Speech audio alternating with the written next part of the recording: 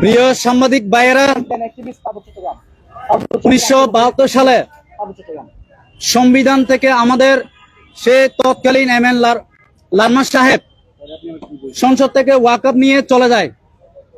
তিনি নিজেকে চাকমা পরিচয় দিয়ে মূলত সংসদ থেকে ওয়াকআপ নিয়ে চলে যায় 1972 সালে। সেই সময়ে সে এমএন লারমা নিজেকে আদিবাসী পরিচয় দেয় নাই এবং 1997 সালে ভারত প্রেসক্রিপশনে ওই সময়ে 1997 সালে ভারত প্রেসক্রিপশনে আওয়ামী লীগ সরকার সহযোগিতা চাকমা জাতির সংগঠন জেএসএস এর সাথে সন্তু লারমা একটা শান্তি চুক্তি করা হয়। সেই সময়ে সন্তু লারমা নিজেকে উপজাতি দাবি করে শেখ হাসিনা পায়ে চুক্তিতে স্বাক্ষর করেছিলেন। কিন্তু হঠাৎ করে 2007 সাল পর থেকে জাতিসংঘের রেফারেন্স নিয়ে চাকমা চিফ সার্কেল দেবাশিস রায় ও সতন তালুকদার জেএসএস এর প্রথম সারি নেতা সন্তু লারমা তারা আদিবাসী প্রজেক্ট নিয়ে পার্বত্য চট্টগ্রামের সাধারণ জনগণকে মগজদোলার ট্রেনিং দেওয়া শুরু করেছে। তো আমাদের প্রশ্ন এখানে, চাকমা জাতির চিফ সার্কেল দেবাশিস রায় ত্রিদীপ রায় দেবাশিস রায় বাবা ত্রিদীপ রায় সে 1971 সালের স্বাধীনতা যুদ্ধ সময় পাকিস্তান পন্থী ছিল এক প্রকারের রাজাকার।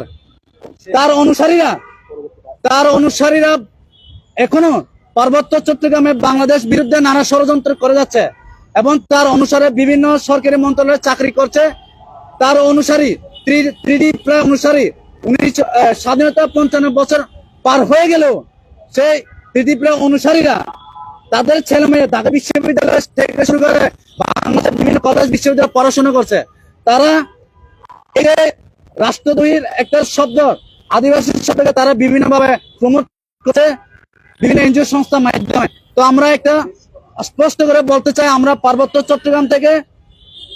চট্টগ্রামে প্রায় 14টি জাতিগোষ্ঠীর বসবাস রয়েছে। চাকমা, মারমা, ত্রিপুরা, মোম, কিয়ান, চাক, লুসাই আরো অন্যান্য জাতিগোষ্ঠীর তন্ত্রিকা মোট 14টি জাতিগোষ্ঠী, মেজরিটি বাঙালি সহ আমরা প্রত্যেকে যার জাতি পরিচয়ে বেঁচে থাকতে চাই এবং আমরা বাংলাদেশী নাগরিক হিসেবে আমরা দাবি করছি। কিন্তু পার্বত্য চট্টগ্রামের সেই আঞ্চলিক সংগঠনগুলো ইউপিডিএফ, জেএসএস পাশাপাশি আরো অলিখিত সংগঠন তারা বিভিন্ন এনজিও ফান্ড মাধ্যমে